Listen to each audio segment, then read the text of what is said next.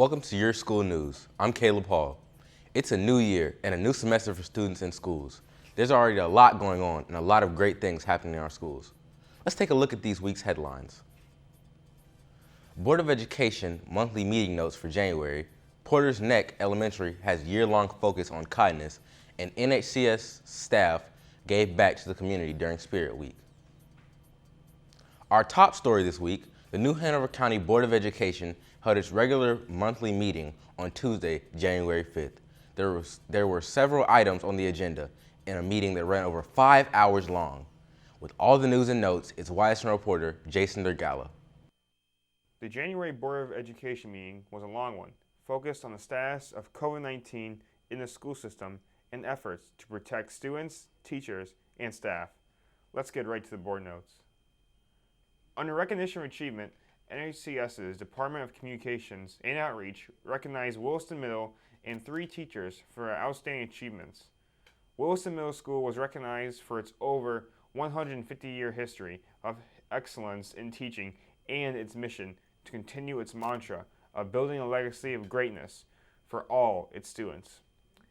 Additionally, Forest Hills Elementary instructional coach Mrs. Andy Webb was recognized for being named a state finalist for the 2020 Presidential Award for Excellence in Mathematics and Science Teaching. New Hanover High sophomore Ella Harden for playing second in the North Carolina Chinese Student Speech Contest, and Trask Middle teacher Miss Shala Harper for being named a finalist for the North Carolina Center for the Advancement of Teaching's 2020 Prudential Beginning Teacher of the Year Award. Under information, an update on COVID-19 in New Hanover County Schools from Board Chairperson Stephanie Adams. Also on information, a presentation by Board Member Pete Wildeboer and USUV on the effects of ultraviolet light on COVID-19 and other pathogens, and the board members discussed communication with each other, NHCS staff, and the community. Now, other news and information, first readings of updates to New Hanover County Schools policy, exempting the BOE from having to approve professional services selections on minor projects, changes to construction contracts, the comprehensive annual financial report, and a Title IX process update. Under Head Start, they held a Head Start monthly report in the 2021 through 2022 Head Start non-competing continuation grant was discussed. Then under Committee Reports, the board announced that committee updates will take place in the meeting on January 13th. Then under consensus items, they held a personal report. In old business, they talked about policies for second reading, scheduling monthly board meetings for 2021, and reviewing a February 2020 trip to Apple headquarters by 2 board members. There were several items for discussion under new business. First, the board talked about extending the development of New Hanover County Schools' strategic plan. Then, the 2020 Facility Needs Survey was presented to the board to be submitted to the state for approval, along with several budget amendments recommended to the board. Finally, the New Hanover County Schools Finance Division presented to the board a property coverage renewal policy for 2020 through 2021. The next regular Board of Education meeting will be held Tuesday, February 2nd at 5:30 p.m. at the Board of Education Center, 1805 South 13th Street. Members of the public are welcome to attend, but in-person attendance will be strictly limited to no more than 25 audience members in accordance with CDC Safe Social Distancing guidelines. As always, if you cannot attend the meeting in person, you can watch the rebroadcasts here on NHCS TV Spectrum Cable Channel 5. And that's your board notes for January. Dr. Allison Gwen Coker has been named the new Assistant Superintendent of Human Resources for New Hanover County Schools. Dr. Coker previously served as the Executive Director of Human Resources with Guilford County Schools in Greensboro, North Carolina. In addition, previously, she served as an Assistant Director of Human Resources with Prince George's County Schools and a Senior Employment Coordinator with Arlington Public Schools. Dr. Coker's administrative contract is effective until June 30th, 2024. Dr. Coker received a bachelor's degree in English education from North Carolina Agricultural and Technical State University, a master's degree in leadership and school supervision from the University of Virginia, and a doctorate of education in educational leadership from High Point University. New Hanover County Schools is excited to have Dr. Coker. She fills a position which has been vacant since March 1st, 2020. College Park Elementary has created grief bags to go. These will help close the gap between homes and schools when providing grief support. This is especially important when this year due to the COVID-19 pandemic. The grab and go bags are packed with items that the students can use for comfort when they are at home. Some of the items in the bag are a book, grief workbook, a journal, colored pencils, a squeeze ball, a small stuffed animal, Play-Doh, Kleenex, as well as resources for caregivers on how best to support the child. These are bags for grieving families on a variety of topics such as grief, loss of a family member, grief or loss of another caring adult, grief or loss of a friend, cancer support, families facing a traumatic event. These books and other items help the kids be able to understand grief when it comes so that it does not affect them later on when it happens or if they are going through it because of COVID. Then the notebook gives them a chance to express themselves in a way that they can write down what they are feeling and figure out solutions. The grief bag to go is another way College Park Elementary is supporting their students' needs outside the classroom. Porter's Neck Elementary dug deep on the character trait of kindness this year. Each student received a kindness band to serve as a visual reminder to all. Students were caught being kind and earned a kindness coupon. Parents received a phone call to hear about their students' kindness, and a coupon was added to the bulletin board to spell kind. A school-wide goal was achieved to slime the administration team when the word kind was complete. In addition, Porter's Neck Pelicans celebrated World Kindness Day with Hey Day. We know that there is a unique brain pattern that lights up when one hears their own name, enhancing the feeling of connectedness. All students and adults in the building wore a name tag, and the students were encouraged to use the name of the person we said hello to. A simple yet impactful practice that students are challenged to continue throughout the year. All year long, Porter's Neck will have activities to generate kindness throughout the building and beyond. Creating this kind culture at the school has been a huge success and reflected daily among the students and staff. Employees from across the school district stepped up during Spirit Week 2020, which took place last month. This year, employees were asked to donate containers of jelly and peanut butter to support those in need. Students across the district and admin building all created a donation zone. By the end of the week, New Hanover County Schools purchasing department picked up all the donations. New Hanover County Schools staff generously donated more than 2,100 pounds of peanut butter and jelly. The purchasing department to the supplies to Nourish and See, where they were handled out to the community. It was great to see New Hanover County Schools staff turn their Spirit Week into an event that gave back to the community. This is your school news on cable and online. Look for our blue logo for all the latest news at www.nhcs.net.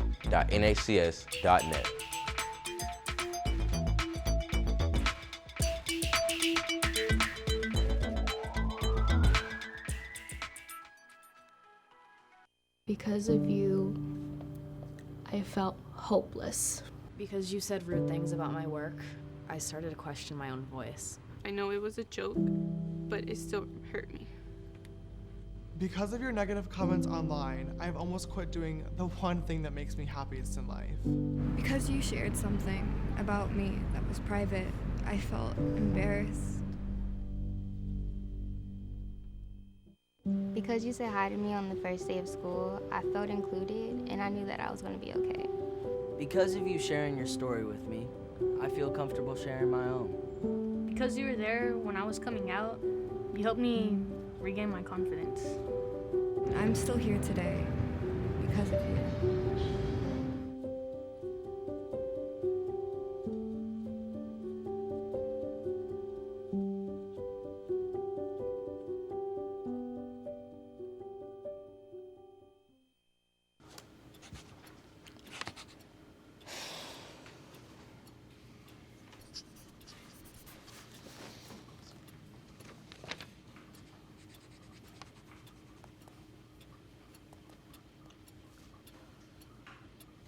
If you love them enough to relearn math so you can teach them math, then surely you'll check nhtsa.gov/the-right-seat to make sure they're correctly buckled in the back seat.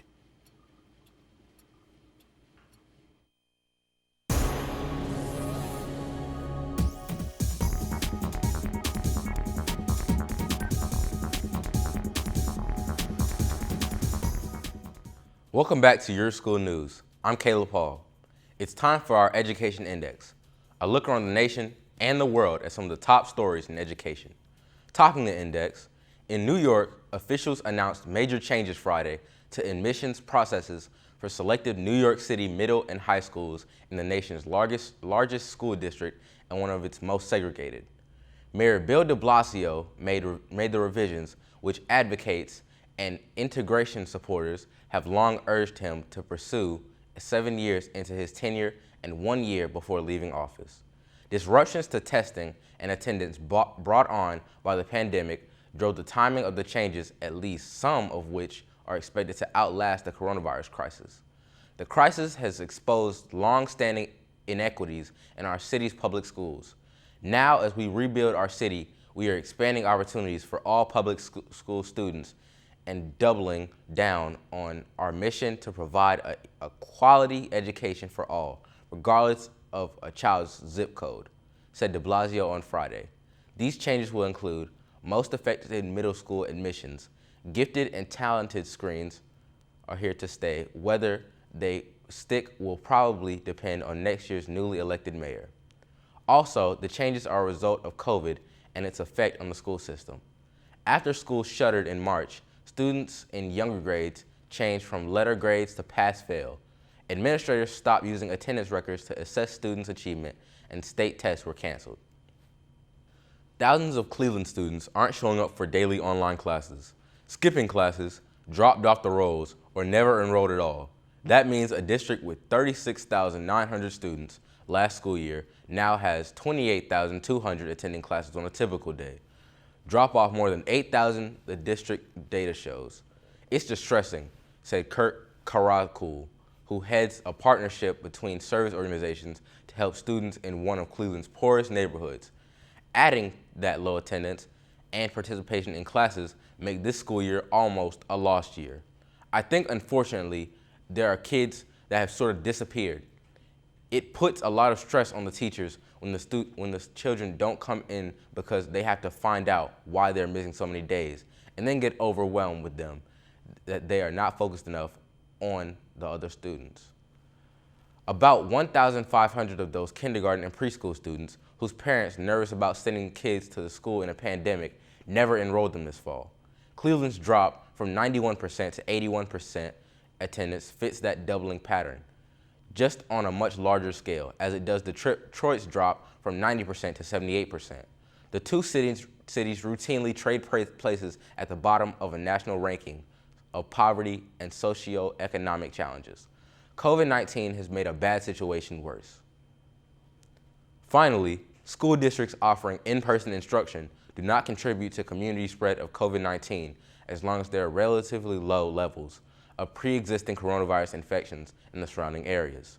According to one of the most comprehensive studies to date that's set to play a major role in the fraught debate over reopening schools, nearly 10 months after schools across the country shuttered as the coronavirus pandemic took hold in the U.S., researchers are finally amassing enough data to draw more informed conclusions about whether and how the virus spreads in schools, whether schools are significant drivers of infection rates, and what conditions may allow for schools to safely and successfully reopen for in-person learning. In addition to adhering recommendations from the Centers of Disease Control and Prevention and public health experts that schools should ensure staff and students wear masks, stay socially distanced, and wash hands often, is paramount to curbing spread. While infections continue to rise among school-aged children, they currently account for about 10% of all COVID infections. According to the CDC, evidence is mounting, including from this latest study, that while children can contract the virus in schools, schools are not the super spreader sites they were initially thought to be. President-elect Joe Biden, meanwhile, said he plans to get the country's public school system up and running in his first 100 days, as long as Congress and states can provide the necessary funding to help them reopen. And that's this week's Education Index. A quick look at some of the interesting education stories from around the nation and the world. Now don't go away. We'll be right back to Your School News continues on cable and online. Look for our blue logo for all the latest news online at www.nhcs.net.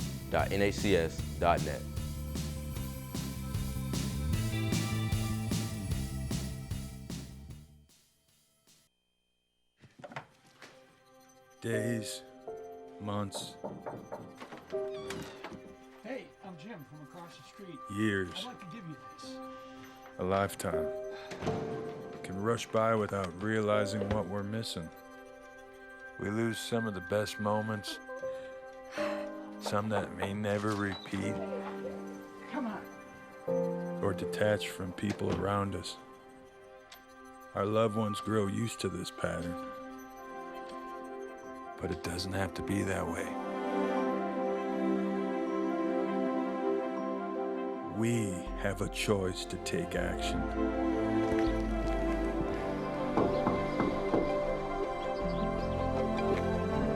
It's never too late to live a full life again. Hear how many of us Vietnam veterans have managed our mental health and reconnected with our families. Visit maketheconnection.net to find out more. Hey, Kevin, you thinking about retirement? I'd love to, but I'm pretty busy with all this. Yeah. Hey, let's meet our retirement coach, Avo. A is for taking action. Not anxiety? No, Kevin, you're gonna be fine. You sing? Barely. V is for variety. And you dance? Sort of. Come on. O is for optimize your savings. Let Avo lead the way. Visit aceyourretirement.org today. Nice. Thanks.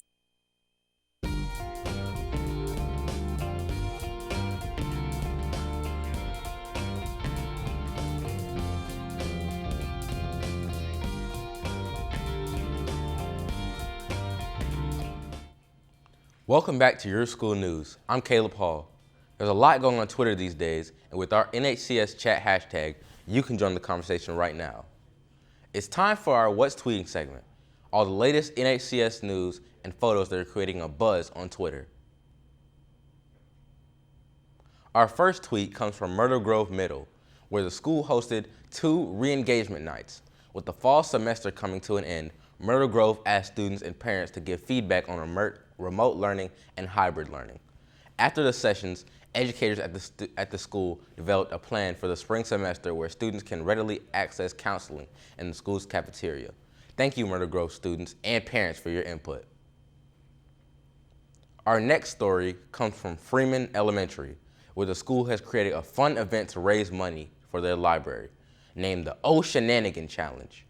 This challenge encourages participants to walk, run, bike, hike, etc. through a virtual tour of Ireland. The 75-day-long challenge encourages participants to achieve their fitness goals, and all proceeds go to Freeman's library. Awesome fundraiser, Freeman. Next, we feature a Hoggard High School student who recently received the Girl Scouts' highest honor. Emma Johnson, a senior at Hoggard and a longtime Girl Scout, was designated a Gold Award Girl Scout for her work with underprivileged youth. Emma created a curriculum called Art Reach, where she taught different types of art to over 60 students through Zoom. She's gone further by making her lessons free to the public through a website. Congratulations on your hard work, Emma. Recently, over at Anderson Elementary, one teacher got creative to present her students' hard work remotely. Emily Cox, an art teacher at Anderson, wanted her K-5 students to be able to share their work with each other in a safe but fun manner. To make this happen, Ms. Cox created a PowerPoint that virtually displayed the artworks of all her students for them to view. Way to go, Ms. Cox and Anderson students. Now we head over to C-Tech High, where the school just received new equipment for one of their programs.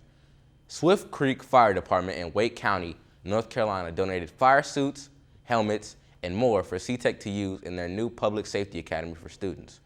Dr. Skipper, the school's principal, was more than happy to receive the gear from Swift Creek.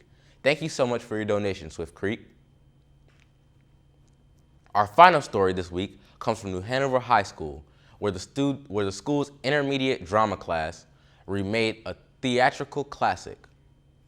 To introduce students to writing their own plays, their teacher tasked them to rewrite the famous play Hamlet in pirate language. The students then virtually performed their rewritten versions of Hamlet, and the students enjoyed their deep dive into the drama curriculum. Great job, New Hanover drama students. This is Your School News, on cable and online. Look for our blue logo for all the latest news online at nhcs.net. Also make sure to follow us on Facebook, Twitter, and YouTube.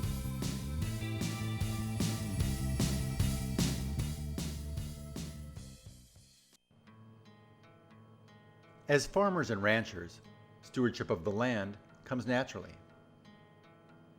You leave it better than you found it, so future generations can enjoy a way of life that you love.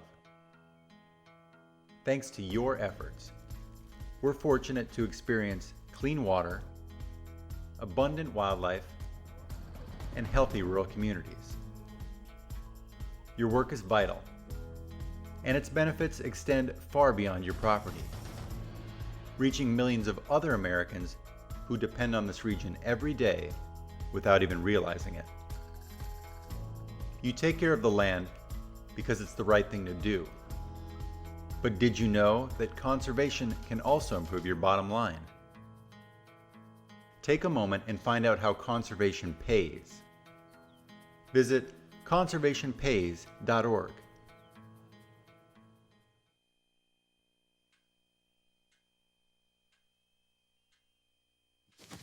Awkward. I'm the awkward silence. You try to avoid me, then there I am again. But an awkward silence can be a great thing. Like Kelly here is about to demonstrate. You haven't really been yourself lately. Are you okay? Find out how you can help a friend with their mental health at seizetheawkward.org. Welcome back to Your School News. I'm Caleb Hall. A 10th grade student at New Hanover High School recently won second place in a statewide competition. The UNC Charlotte Confucius Institute Chinese Essay and Speech Contest is designed to promote the learning of Chinese language and culture.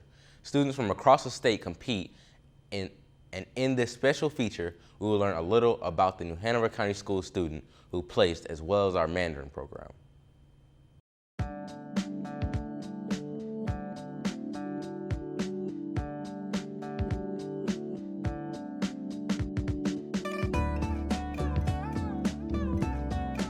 My name is Ella Harden, and I'm 10th grade at New Hanover.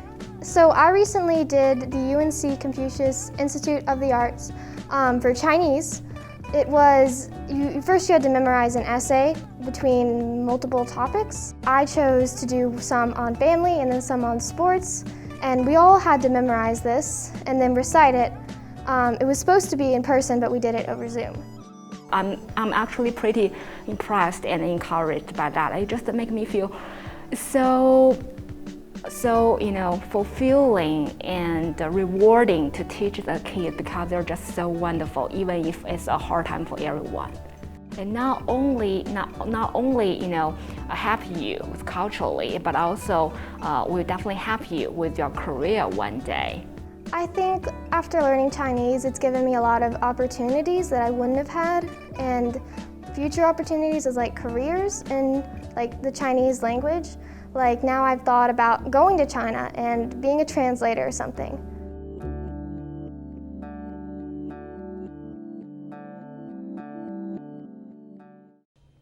In our last episode of Your School News, we heard from two of our newest bus drivers and why it is such a great job to have. Today, we continue to look at the bus driver career. In this feature, we hear about the opportunities available for a beginning bus driver career with New Hanover County Schools.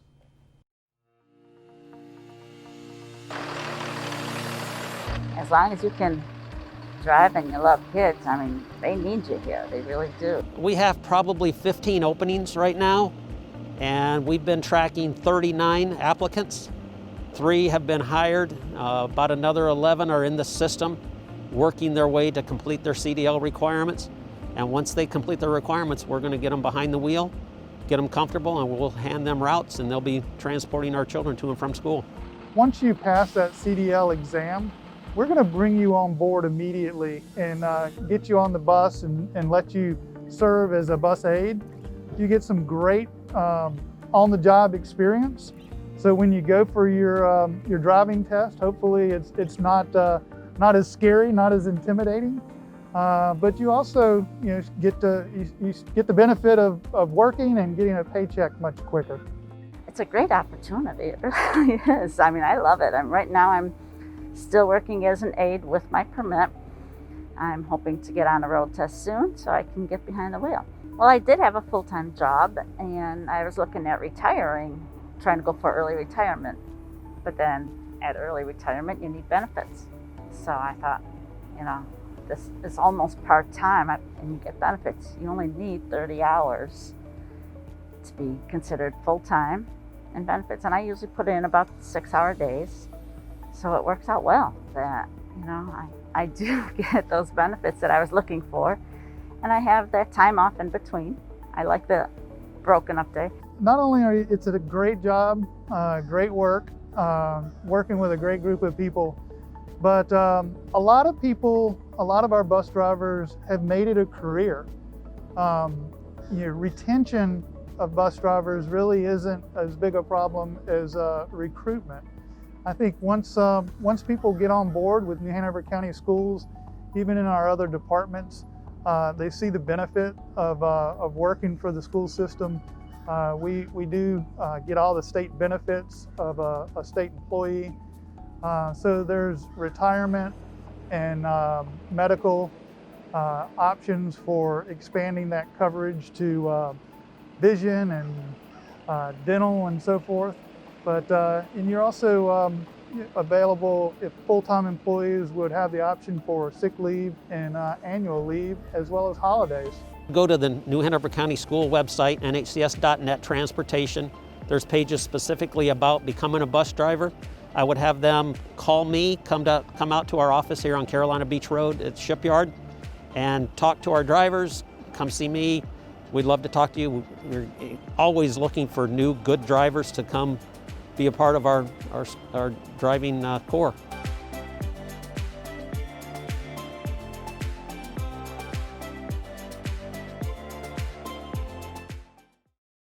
Remember, if you are interested in learning more about becoming a bus driver, then call 910-254-4080. The Transportation Department would love to tell you all about this great opportunity. Well, that's all we have for today's show. Keep it tuned here for all the latest news from the Hanover County Schools. Be sure to like us on Facebook and follow us on Twitter. I'm Caleb Hall. Thanks for watching.